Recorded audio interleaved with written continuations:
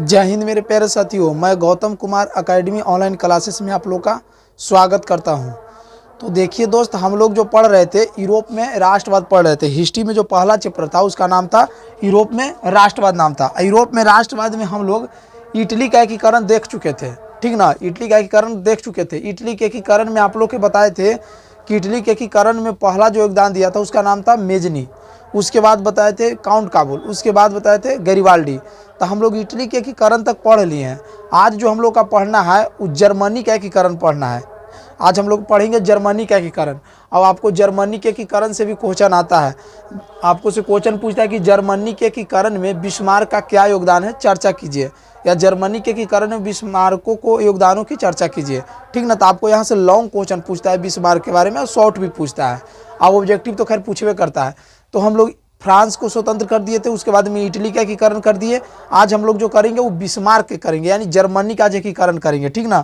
Germany का क्या करेंगे, एकीकरण करेंगे आज। तो देखिएगा जर्मनी के बारे में। हम बताए थे कि सब पैरेलल में चल रहा था। देखिए, मेजनी अपना लेवल पर इटली का एकीकरण कर रहा था, काउंट काउल अपना लेवल पर कर रहा था, गैरिबाल्डी अपना पर कर रहा था लेवल पर। उसी प्रकार से ऑस्ट्रिया का तो अधिकार जर्मनी पर भी था, इटली पर भी था। तो जर्मनी का एकीकरण करने का प्रयास बिस्मार्क अपना कर रहा था, ठीक ना। बिस्मार्क भी उधर कर रहा था। तो आज हम लोग जो पढ़ेंगे वो बिस्मार्क के बारे में पढ़ेंगे। बिस्मार्क बिस्मार्क बिस्मार्क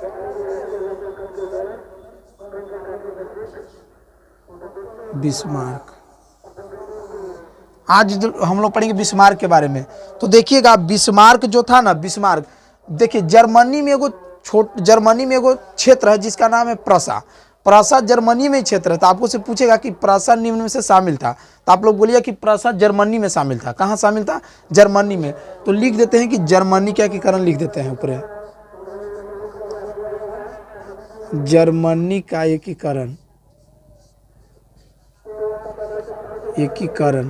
जर्मनी का एकीकरण। तो जर्मनी का एकीकरण करने के लिए जो मेन जो जिसका योगदान है उसका नाम है बिस्मार्क। तो बिस्मार्क के बारे में देखिएगा। बिस्मार्क जो था प्रसा के शासक एगो प्रसा के शासक था जिसका नाम था विलियम। प्रसा के एगो शासक था, यानी कि प्रसा एगो क्षेत्र था जर्मनी में ही। प्रसा के शासक था विलियम। प्रसा के शासक विलियम का ही कोची था, चांसलर था। हम बताए थे कि जर्मनी में भी चांसलर कहा जाता है, जिसे हिटलर को भी चांसलर बोला जाता था।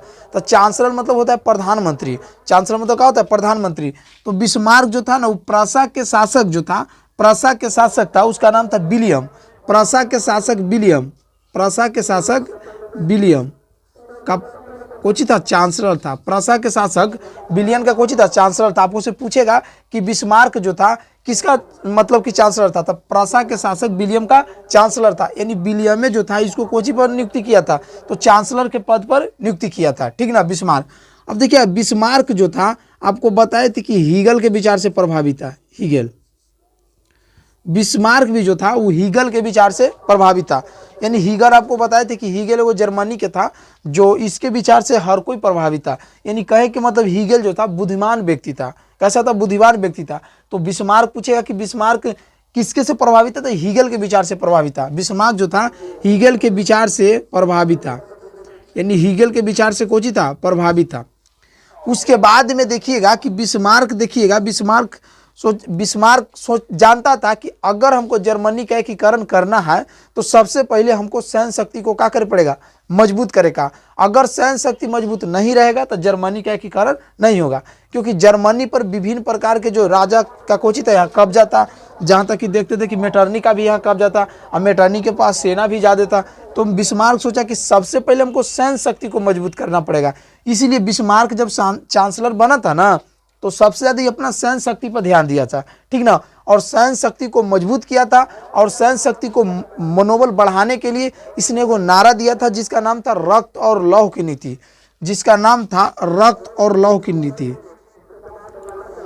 रक्त और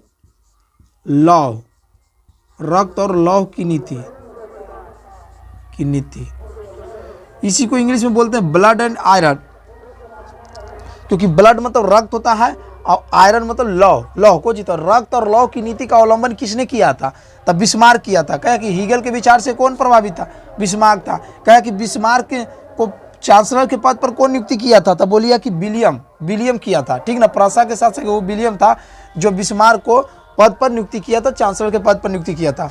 उसके बाद में फिर कहेगा कि रक्त और लौह की नीति का अवलंबन किसने किया? तो रक्त और लौह की नीति का अवलंबन कौन किया? बिस्मार्क किया। उसके बाद में देखिएगा कि बिस्मार्क जर्मनी का एकीकरण करने के लिए, बिस्मार्क जो था जर्मनी का एकीकरण करने के लिए 3 देश के साथ युद्ध लड़ा। के 3 गो देश, जैसे देखिएगा एगो पहला जो देश था जिसका नाम था डेनमार्क। दूसरा जो देश था उसका नाम था ऑस्ट्रिया। और तीसरा जो था जिसका नाम था फ्रांस। यानी कि देखिए यानी जर्मनी पर 3 गो देश का अधिकार था, Denmark, Austria, France. Denmark, Austria और फ्रांस, यानी कि तीनों देश का अधिकार किस पर है? जर्मनी पर है। अगर मान लीजिए कि बिस्मार्क को जर्मनी का एकीकरण करना है तो ये तीनों से युद्ध करना पड़ेगा। क्या करना पड़ेगा? तीनों से युद्ध करना पड़ेगा। और देखिए बिस्मार्क जो था थोड़ा सा चालाक व्यक्ति था। इसने सोचा कि अगर हम तीनों से एक के साथ युद्ध करेंगे तो नहीं हारेंगे, क्योंकि देखिए काउंट काबुल एगो व्यक्ति था जो कूटनीतिक तरीका से युद्ध लड़ता था। यानी कूटनीतिक तरीका से बताए थे ना कि उसको से संधि करके उसको से लड़ता था। सेम इसमें भी वही खूबी था। बिस्मार्क भी था, ये भी कूटनीतिक था, ये भी कोची था, कूटनीतिक था। इसलिए बिस्मार्क भी सोचा कि तीनों से अगर एक के साथ युद्ध लड़ेंगे तो हम नहीं जीत पाएंगे। इसलिए इसने क्या किया कि डेनमार्क को हराने के लिए ऑस्ट्रिया से हाथ मिला लिया। क्या किया? डेनमार्क को हराने के लिए ऑस्ट्रिया से क्या कर लिया? हाथ मिला लिया। यानी कि 1864 में क्या हुआ ना, 1864 में कि डेनमार्क प्लस प्रासा के बीच क्या हुआ? युद्ध हुआ। 1864 में डेनमार्क प्लस किसके बीच में युद्ध हुआ? प्रासा के बीच में। अब देखिए प्रासा को जो यहाँ पर सपोर्ट करेगा वो करेगा ऑस्ट्रिया सपोर्ट करेगा। कौन करेगा? ऑस्ट्रिया। क्योंकि डेनमार्क देखिए जो प्रासा है जाकर ऑस्ट्रिया से हाथ मिला लिया है। कहा कि आप हमको सपोर्ट कीजिए डेनमार्क को हराने के लिए, उसके बाद आपको जो चाहिए वो मिलेगा। ठीक ना, कहा कि जो आपको चाहिए वो हम देंगे, लेकिन डेनमार्क को हराने के लिए आप हमको थोड़ा सा काची कीजिए, सपोर्ट कीजिए। तो ऑस्ट्रिया कहा कि कोई दिक्कत नहीं है, इसका वाला क्षेत्र वह हमरे दे देना। तो कहा प्रासा बिस्मार्क बोला कि कोई दिक्कत नहीं है। ठीक ना, यानी कि आपको से पूछेगा डेनमार्क के हराने के लिए बिस्मार्क ने किससे हाथ मिलाया था? तो प्रासा से हाथ मिलाया था। अब प्रासा को सपोर्ट कौन किया था? हाथ किससे मिलाया था? तो प्रासा ने ऑस्ट्रिया से हाथ मिलाया था, ऑस्ट्रिया इसको सपोर्ट किया था।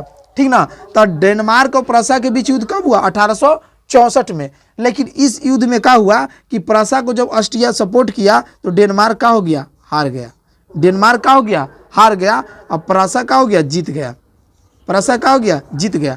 तो आपको से कहेगा कि 1864 के डेनमार्क और प्रासा के युद्ध में कौन हारा था, कौन जीता था? अगर कहे कि कौन हारा था देश, तो डेनमार्क। कौन जीता था? तो प्रासा को सपोर्ट कौन किया था? ऑस्ट्रिया। कौन किया था? ऑस्ट्रिया। उसके बाद में देखिएगा कि जो बिस्मार्क था इसको तो हराने में कामयाब हो गया, यानी 3 गो में से एगो के तो हरा दिया।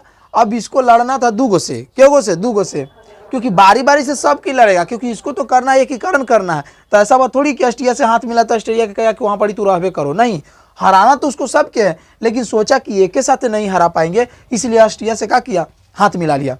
उसके बाद में जब ये हार गया तो ऑस्ट्रिया जब इसको सपोर्ट किया तो सेना सपोर्ट किया तो कुछ सेना ऑस्ट्रिया को मराया, और सेना के कुछ जो जन धन था उसका भी लॉस हुआ।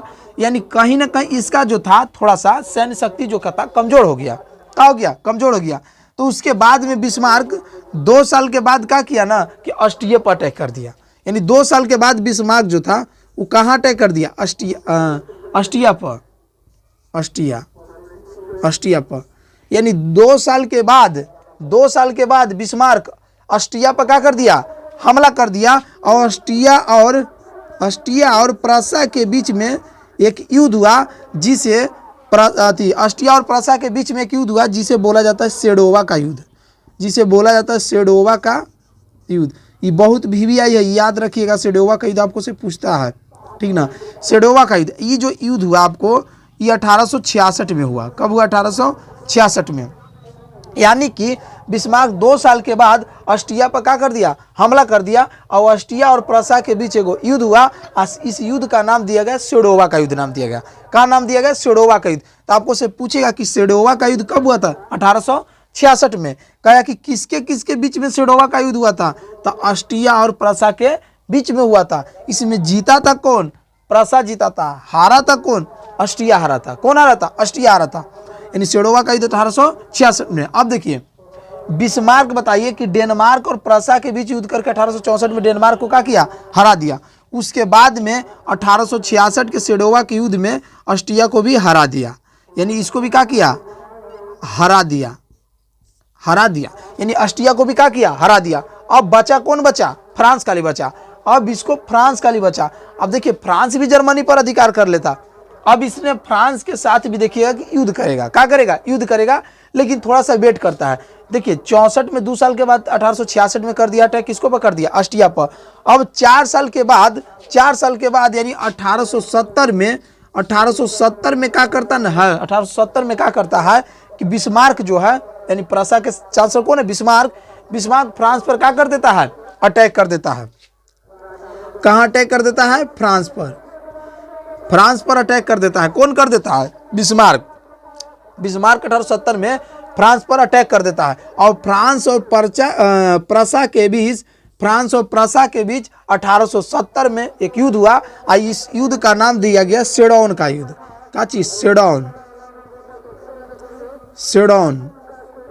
का युद्ध, सेडोन का युद्ध। तो देखिएगा इसमें दिक्कत नहीं होना चाहिए। देखिए ये है सेडोवा का युद्ध, ये है सेडोन का युद्ध। कोची के युद्ध, सेडोन के। अगर कहे कि सेडोवा का युद्ध किसके किसके बीच में हुआ था, तो ऑस्ट्रिया और प्रसा के बीच में। कहे कि सेडोन का युद्ध किसके किसके बीच में हुआ था, तब फ्रांस और प्रसा के बीच में हुआ था। क्योंकि देखिए सेडोन के ऊपर ही कोची है, चंद्रबिंदु है, इसको अगर गोल इसको मिला दीजिएगा तो वो गोला बन जाएगा।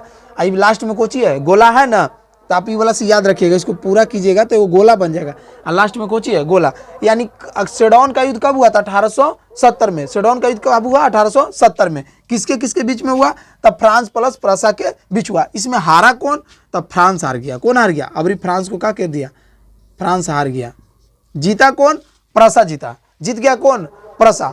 उसके बाद में अब फ्रांस और प्रसा के बीच में एगो संधि हुआ, जिसका नाम दिया गया फ्रैंकफर्ट की संधि दिया गया। नाम का नाम दिया गया। देखिए अब इसको हरा दिया, तो हराला के बाद संधि तो होता ना है, तो क्या किया, फ्रांस और प्रसा के बीच में एगो संधि किया। इस संधि का जो नाम था, वो नाम था फ्रैंकफर्ट की संधि। फ्रैंकफर्ट की संधि। फ्रैंकफर्ट की जो संधि हुआ था वो कब हुआ, 1871 में। फ्रैंकफर्ट की जो संधि हुआ था 1871 में। फ्रैंकफर्ट की संधि कब हुआ, 1871 में। तो कहा कि फ्रैंकफर्ट की संधि किसके किसके बीच में हुआ था, तब फ्रांस और प्रसा के बीच में हुआ था। यही फ्रैंकफर्ट की संधि के तहत 10 मई 1871 को जर्मनी को क्या कर दिया गया, आजाद कर दिया गया। यानी 10 मई 1871 पूरा है फ्रैंकफर्ट की संधि। तो 10 मई 1871 के तहत जर्मनी को क्या कर दिया गया, आजाद कर दिया गया। तो बताइए फ्रैंकफर्ट की संधि किसके किसके बीच में हुआ है, तब फ्रांस और प्रसा के बीच में हुआ है। याद रखिएगा फ्रैंकफर्ट की जो संधि हुआ है, प्रसा प्लस फ्रांस के बीच में हुआ है। फ्रैंकफर्ट की संधि प्रसा प्लस फ्रांस के बीच में हुआ है, ठीक ना। इसमें हारल पार्टी कौन है, फ्रांस। जीतल पार्टी कौन है, प्रसा। यही फ्रैंकफर्ट की संधि के तहत 1871 में जर्मनी का क्या हो गया, जर्मनी का एकीकरण हो गया। जर्मनी का क्या हुआ, जर्मनी का एकीकरण हुआ। जर्मनी का क्या हुआ, एकीकरण हो गया 1871 में। तो फ्रैंकफर्ट की संधि के तहत बताइए किसका एकीकरण हुआ, तो जर्मनी का एकीकरण हुआ। फ्रैंकफर्ट की संधि किसके किसके बीच में हुआ था, तो बताइए किसके किसके बीच में था, प्रसा प्लस फ्रांस के बीच में हुआ था। सेडोवा का युद्ध किसके किसके बीच में हुआ था, ऑस्ट्रिया और प्रसा। सेडोन का युद्ध किसके किसके बीच में हुआ, फ्रांस और प्रसा के बीच में हुआ, ठीक ना। और 1871 में जर्मनी को क्या हो गया, एकीकरण हो गया। बताइए इटली का एकीकरण कब हुआ था, 1871 में हुआ था। जर्मनी का एकीकरण कब हुआ, 1871 में हुआ। तो दिक्कत ना है। अब देखिए ढेर विद्यार्थी तो यही गलती करता ना है, यही गलती सब कर देता है कि इटली के एकीकरण में बिस्मार्क के सही मार देता है। ये बताइए कि लिखते हैं जर्मनी लिखते हैं क्योंकि बिस्मार्क तो जर्मनी से था। बताइए, एकरा में म शामिल है, एकरों में म शामिल ना है, दोनों में म शामिल है ना, तो म मैच करेगा कहाँ, तो जर्मनी चल जाएगा। कहाँ हो जाएगा, तो जर्मनी के एकीकरण में कौन हो जाएगा, बिस्मार्क हो जाएगा। तो जर्मनी के एकीकरण में बिस्मार्क योगदान दिया था, ठीक ना। तो इतना तक समझ में आया ना, इतना तक समझ में आया तो स्क्रीनशॉट ले लीजिए, उसके बाद में आगे बताते हैं।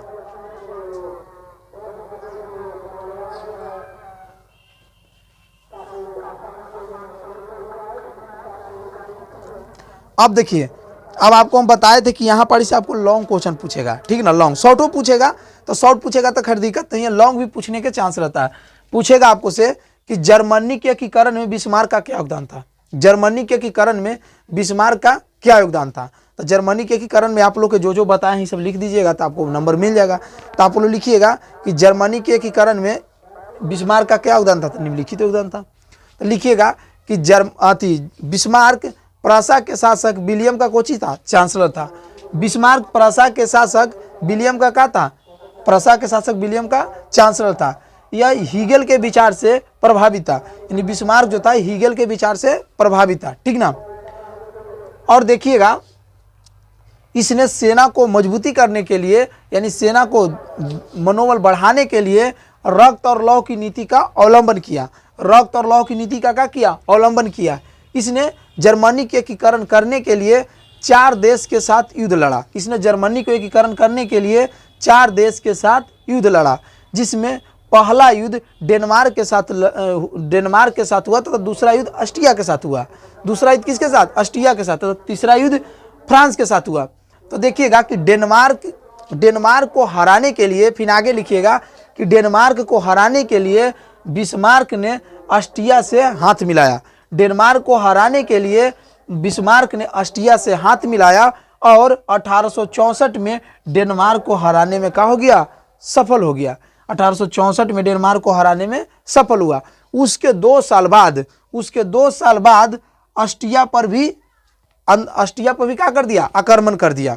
यानी उसके 2 साल बाद बिस्मार्क ने ऑस्ट्रिया पर आक्रमण कर दिया और ऑस्ट्रिया और प्रसा के बीच 1866 में क्या हुआ, युद्ध हुआ। इसे सेडौन के युद्ध के नाम से जाना जाता है तथा इस युद्ध में ऑस्ट्रिया हार गया तथा प्रसा क्या हो गया, जीत गया। उसके बाद 1870 में फ्रांस और प्रसा के बीच में सेडौन का युद्ध हुआ। इस युद्ध में फ्रांस हार गया तथा प्रसा क्या हो गया, जीत गया। उसके बाद दोनों के बीच में संधि हुआ। इस संधि को फ्रैंकफर्ट की संधि कहते हैं और फ्रैंकफर्ट की संधि के तहत 10 मई 1871 को क्या हो गया, जर्मनी का एकीकरण क्या हो गया, पूर्ण हो गया। 10 मई 1871 को जर्मनी का क्या हो गया, एकीकरण पूर्ण हो गया। इतना लिख दीजिएगा ना, तो आपको 4 नंबर के क्वेश्चन बन जाएगा। लेकिन इतना लिखिएगा तब, ठीक ना, क्योंकि हम तो बोल दिए, अब बोल दिए तब ये सब कहानी बना के लिखे में थोड़ा सा बड़ा हो जाता है। बोलने के लिए तो बोल दिए, ठीक ना। तो ये सब बात जब लिख दीजिएगा, जब आपको कहानी समझ में आ गया होगा तो आराम से लिख दीजिएगा, दिक्कत ना होगा, क्योंकि हम कहानी के तौर पर पूरा समझा दिए। जे बतिया लिखल है यही बतिया 4 नंबर में डाल देना है, बाकी आलतू फालतू ना लाना। यानी यहाँ से डबल फायदा, आपको यहाँ से ऑब्जेक्टिव पकड़ा जाएगा, यहाँ से सब्जेक्टिव पकड़ा जाएगा। यहाँ से अगर 2 नंबरीवा पूछेगा तो खाली बस इतना ही लिख देना है, ज़्यादा ना लिखना है 2 नंबरीवा में, ठीक ना। अगर मन आपको ज़्यादा लिखे के है तो लिख दीजिए, लेकिन समय भी देखना है, क्योंकि समय का भी क्या है, अभाव है। अब देखिएगा जर्मनी का एकीकरण कब हुआ, 1871 में हो गया। अब इसके बाद देखिएगा कि एक और देश बचल है जिसका नाम है यूनान। का नाम है, यूनान। तब हम लोग आगे देखते हैं यूनान का एकीकरण देखते हैं। यूनान का एकीकरण देखते हैं, तो इसको मिटा देते हैं, आगे हम लोग यूनान का एकीकरण देखते हैं।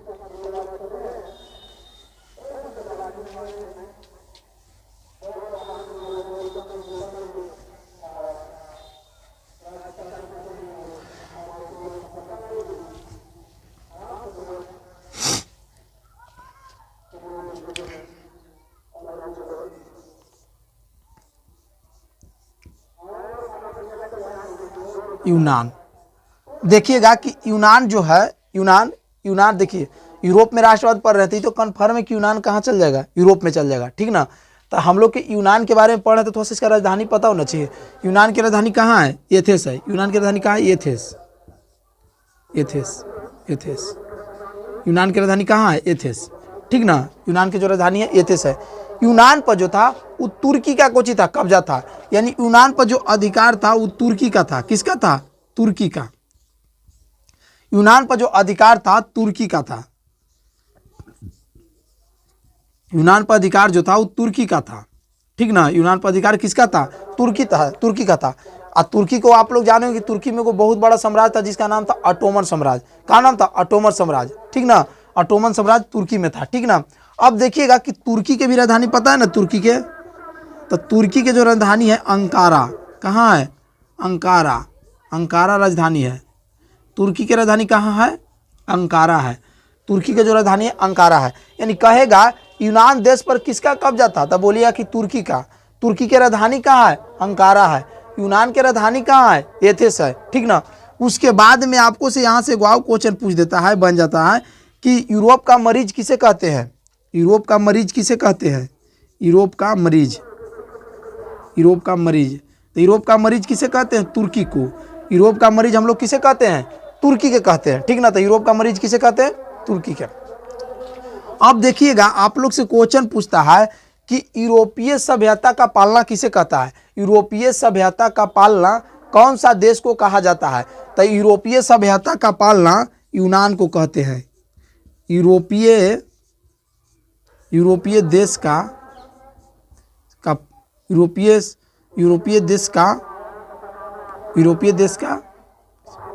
यूरोपीय सभ्यता का पालना, यूरोपीय सभ्यता का पालना, यूरोपीय सभ्यता का पालना, यूरोपीय सभ्यता का पालना किसे कहते हैं? तो यूनान को कहते हैं। यूरोपीय सभ्यता का पालना किसे कहते हैं? यूनान का है।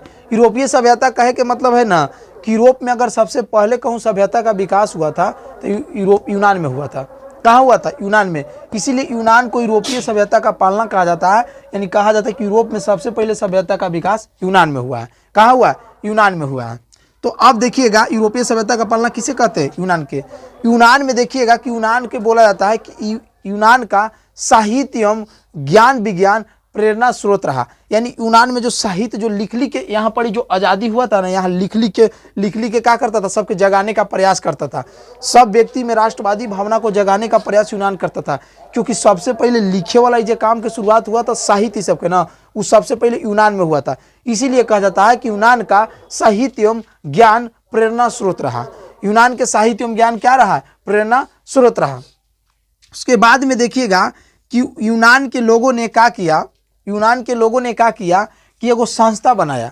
यूनान के लोगों ने एगो संस्था बनाया जिसका नाम रखा हितेरिया। क्या नाम रखा? हितेरिया। हितेरिया, हितेरिया फिलायक,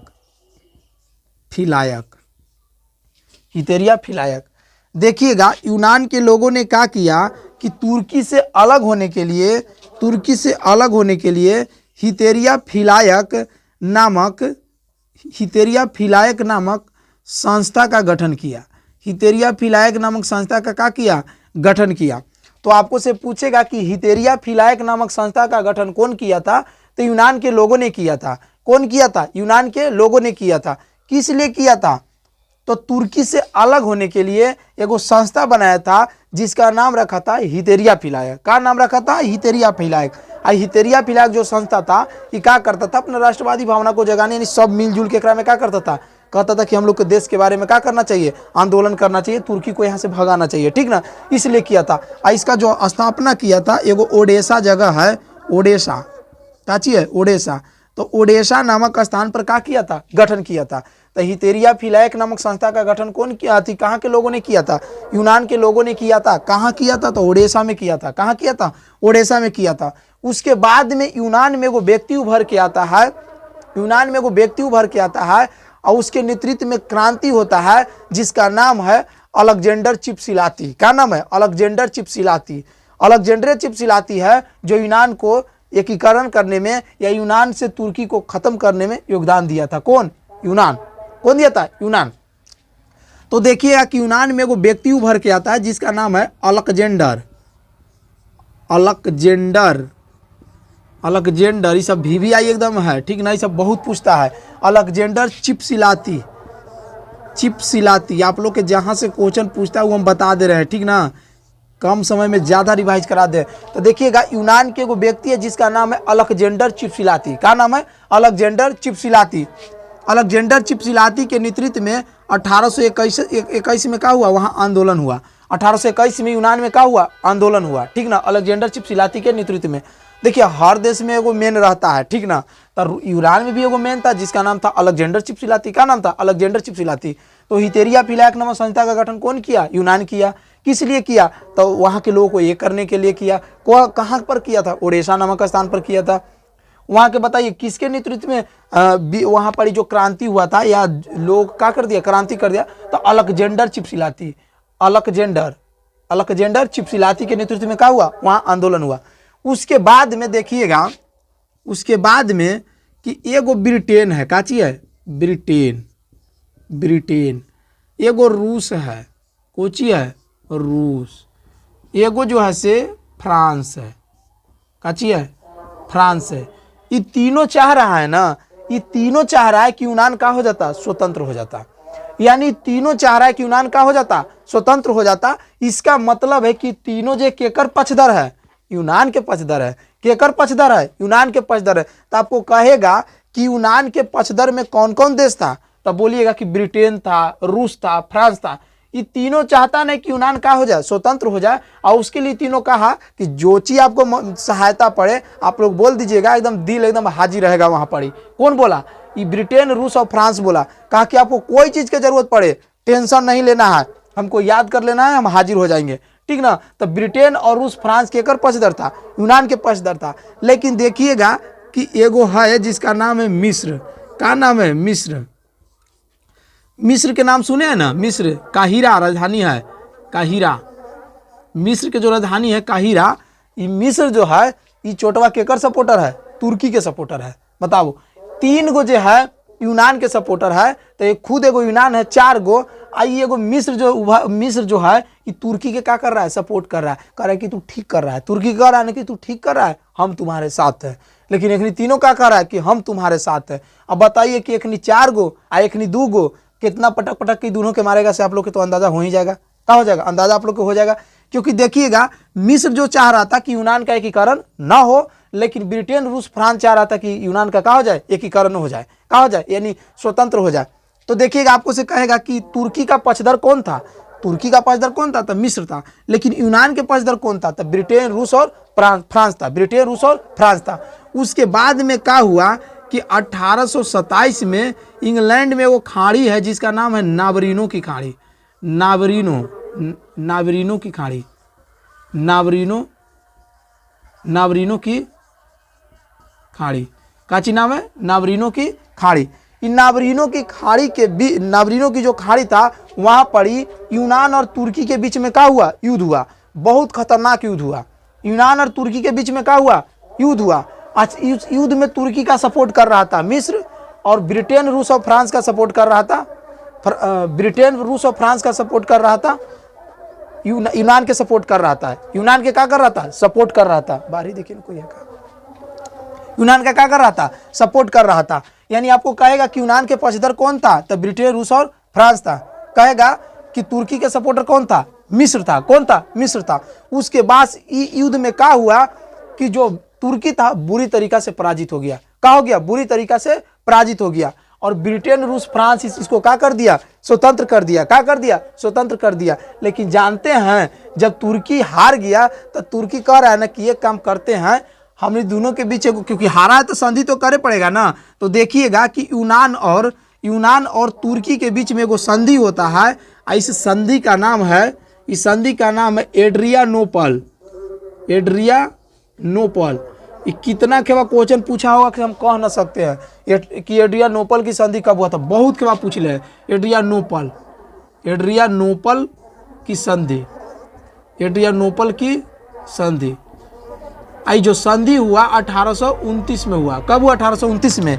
यानी कि हारला के बाद, यानी 2 साल के बाद क्या हुआ? एड्रियानोपल की संधि हुआ। आई संधि में तुर्की जानते हैं क्या इसको कह रहा है? यूनान के कह रहा ना कि आपको हम स्वायत्तता देंगे। क्या देंगे? स्वायत्तता देंगे। मतलब आपको देखिए, आप यहाँ पर सब चीज बनाइए, यानी आप मुख्यमंत्री, राष्ट्रपति जे बनाना से बनाइए, लेकिन अधिकार केकर रहेगा? हमर रहेगा। लेकिन अधिकार केकर रहेगा? हमर रहेगा। यूनान बोला कि तू हमको बुड़बक समझ रहा है, जब हम युद्ध हो गए हैं, हम तुमको से संधि किए हैं, हम जीतल पार्टी हैं, तो तोहर बात मानेंगे? यानी तू कहेगा जोन मानेंगे कि हम जो कहेंगे से तू मानेगा? क्या करेगा? हम जो कहेंगे से तू मानेगा। तो आपको से कहेगा कि एड्रियानोपल की संधि जो हुआ था किसके किसके बीच में हुआ था? यूनान और तुर्की के बीच में हुआ था।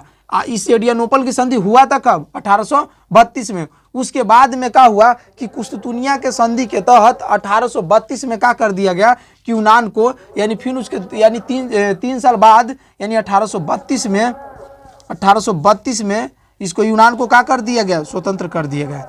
यूनान को स्वतंत्र कर दिया। क्या कर दिया? स्वतंत्र कर दिया। स्वतंत्र कर दिया। यूनान को क्या कर दिया? स्वतंत्र कर दिया। तो आपको से कहेगा कि यूनान की स्वतंत्रता कब मिली? 1832 में मिली। कब मिली? 1832 में। एड्रियानोपल की संधि कब हुआ? 1829 में हुआ। कुस्तुनिया के संधि के तहत 1832 में यूनान को क्या कर दिया? स्वतंत्र कर दिया। यूनान को क्या कर दिया? स्वतंत्र कर दिया। तो देखिए, आपको यूनान के बारे में इतना चीज याद रखना है, इतना से बाहर आपको नहीं पूछेगा, इतना ही पूछेगा। अब कहा कि यूनान के एकीकरण में, या कहा कि यूनान का एकीकरण, यूनान के जैसे यूनान के बारे में लिखेला रहेगा, तो यही सब बात आप लोग लिख दीजिएगा तो हो जाएगा, ठीक ना। तो देखिएगा, नावरीनो की खाड़ी में 1827 में युद्ध हुआ। इस युद्ध में तुर्की हार गया, यूनान जीत गया। ये दोनों के बीच संधि हुआ जिसको हम एड्रियानोपल की संधि कहते हैं। 1829 में हुआ। उसके बाद में 1832 में क्या कर दिया? यूनान को स्वतंत्र कर दिया। कुस्तुनिया के संधि के तहत यूनान को क्या कर दिया? स्वतंत्र कर दिया। उसके बाद में देखिएगा कि एक और देश बचल है जिसका नाम है कोची, हंगरी नाम है। काची नाम है? हंगरी। तो इसको स्क्रीनशॉट ले लीजिए। पहले हंगरी के थोड़ा सा बता देते हैं।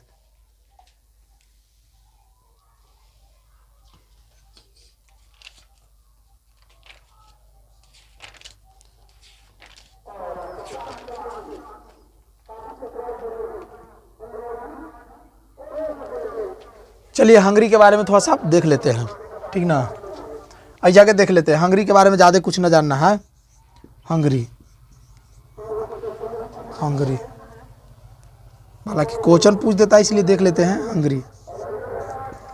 हंगरी देखिएगा, हंगरी के जो राजधानी है, उसका नाम है बुडापेस्ट। क्या नाम है? बुडापेस्ट। आपको हंगरी की राजधानी बहुत पूछता है, तो हंगरी की राजधानी कहाँ है? बुडापेस्ट।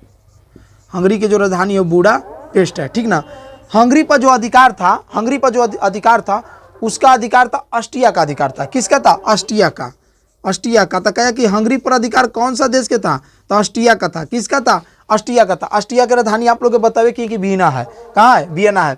तो हंगरी की राजधानी कहाँ है? बुडापेस्ट है। कहा कि हंगरी पर अधिकार किसका था? तब बोलिएगा कि ऑस्ट्रिया का अधिकार था। किसका अधिकार था? ऑस्ट्रिया का अधिकार था। उसके बाद में देखिएगा कि यहाँ पर 1848 में वो क्रांति होता है। यहाँ के दो गो व्यक्ति है जिसका नाम है कोसूत और फ्रांसीसी डिक नाम है। दो गो व्यक्ति के नाम आपको से पूछेगा। कोसूत और एक वाव है फ्रांसीसी डिक, ठीक ना। फ्रांसीसी डिक। ये दोनों व्यक्ति के नेतृत्व में क्या हुआ कि हंगरी में आंदोलन हुआ। क्या हुआ? हंगरी में आंदोलन हुआ। कोसूत और फ्रांसीसी डिक के नेतृत्व में हंगरी में क्या हुआ? आंदोलन हुआ। और 1848 में ऑस्ट्रिया क्या कर दिया? ऑस्ट्रिया यहाँ से छोड़ के भाग गया। 1848 में ऑस्ट्रिया क्या कर दिया? यहाँ से छोड़ के भाग गया। यानी कहे के मतलब है कि दोनों कोसूत और फ्रांसीसी डिक के नेतृत्व में आंदोलन हुआ 1848 में। 1848 में ऑस्ट्रिया हार गया, जिसके कारण ऑस्ट्रिया का यहाँ से क्या हो गया? जो यहाँ अधिकार था वो अधिकार क्या हो गया? समाप्त हो गया। तो आपको कहा कि हंगरी की राजधानी कहाँ है? बुडापेस्ट। कहा कि हंगरी में किसका अधिकार था? ऑस्ट्रिया का। कहा कि हंगरी के नेता बताइए, तो कोसूत और फ्रांसीसी डिक कहाँ के नेता था? आपको ऑब्जेक्टिव में ऐसे पूछता है कि कोसूत और फ्रांसीसी डिक कहाँ का नेता था? तो बोलिए कि हंगरी का नेता था। इसकी यही दोनों के नेतृत्व में यहाँ हंगरी में क्रांति हुआ। और 1848 में ऑस्ट्रिया यहाँ से क्या हो गया? ऑस्ट्रिया का यहाँ से समाप्त हो गया। और इसी के साथ हंगरी का भी क्या हो गया? एकीकरण हो गया, ठीक ना। हंगरी का क्या हो गया? एकीकरण हो गया, ठीक ना। तो देखिएगा दोस्त, हम लोग का जो पहला जो चैप्टर था, वो पहला चैप्टर में आपको कॉन्सेप्ट हम पूरा पढ़ा दिए और यूरोप में राष्ट्रवाद जो था वो पूरा खत्म हो गया, ठीक ना। तो अब देखिए, आप लोग अगर आप लोग को 2025 में मैट्रिक एग्जाम देना है तो आप लोग इस चैनल से आके जुड़ जाइए, क्योंकि देखिए हम लोग हर चीज़ पढ़ाएंगे, एकदम बारीकी से पढ़ाएंगे और टू द पॉइंट पढ़ाएंगे। अब पढ़ाएंगे तो वहाँ लड़ेगा, क्या होगा, यानी आप यहाँ से पढ़ के जाइएगा तो वहाँ क्वेश्चन आपको डायरेक्ट दिखाई देगा। इसलिए आप लोग कोशिश कीजिएगा कि अपने दोस्तों में शेयर कीजिएगा और अपने दोस्तों को क्या कीजिएगा, बताइएगा और देखिएगा, ऐसे पढ़ने का कोशिश कीजिएगा, ठीक ना। क्योंकि ऐसे जब आप लोग के पढ़ाएंगे तो आप लोग के जब एग्जाम लास्ट में आएगा तो आप लोग के मैपिंग के तौर पर क्या हो जाएगा, आप लोग रिवाइज करके वहाँ चल जाइएगा, ठीक ना। तो क्वेश्चन सब करा देंगे, जैसे ये तो अभी कॉन्सेप्ट बताएं तो आप लोग के क्वेश्चन भी करा देंगे, क्योंकि क्वेश्चन भी आता है तो क्वेश्चन ना बताएंगे तो कैसे बनेगा, तो क्वेश्चन भी आप लोग के बता देंगे। लेकिन यही है कि आप लोग थोड़ा सा अपने दोस्तों में शेयर कर दीजिएगा और हो सके तो चैनल को सब्सक्राइब कर दीजिएगा और वीडियो को लाइक कर दीजिएगा, ठीक ना। तो आज तक के लिए इतना ही दोस्त, जय हिंद।